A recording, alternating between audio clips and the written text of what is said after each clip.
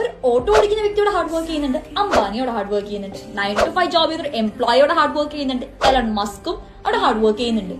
But ഒരു employee hard work ചെയ്യുമ്പോൾ as A result അദ്ദേഹത്തിന് അവിടെ എന്താ വരണേ? ഇല്ലെങ്കിൽ ഒരു ഓട്ടോ ഡ്രൈവറോട് ഹാർഡ് വർക്ക് ചെയ്യുമ്പോൾ ആസ് എ റിസൾട്ട് അദ്ദേഹത്തിന് എന്ത് ഔട്ട്പുട്ട് അവിടെ വരണേ?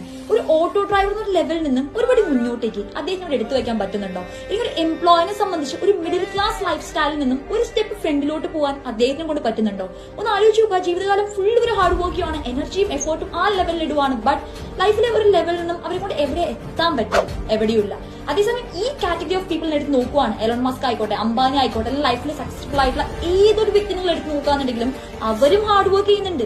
ബട്ട് അവരുടെ ഹാർഡ് വർക്കിന്റെ റിസൾട്ട് ആയിട്ട് എല്ലാ മാസം കൂടുമ്പോഴും ഇല്ലെങ്കിൽ 6 മാസം കൂടുമ്പോൾ അല്ലെങ്കിൽ 5 വർഷം കൂടുമ്പോൾ അവർ ലൈഫിൽ എവിടെയെങ്കിലും റീച്ച് ആവുന്നുണ്ട്. റൈറ്റ്. സോ എനിക്ക് നിങ്ങളോട് ഒരൊറ്റ ക്വസ്റ്റിനെ ചോദിക്കാനുള്ളൂ. നിങ്ങളും ഹാർഡ് വർക്ക് ചെയ്യുന്നുണ്ട്, എനിക്കറിയാം. ബട്ട് നിങ്ങൾ ഹാർഡ് വർക്ക് ചെയ്യുന്ന പ്ലാറ്റ്ഫോം അത് നിങ്ങൾ എവിടെ എത്തണം എന്ന് ആഗ്രഹിച്ചോ അവിടെ നിങ്ങൾ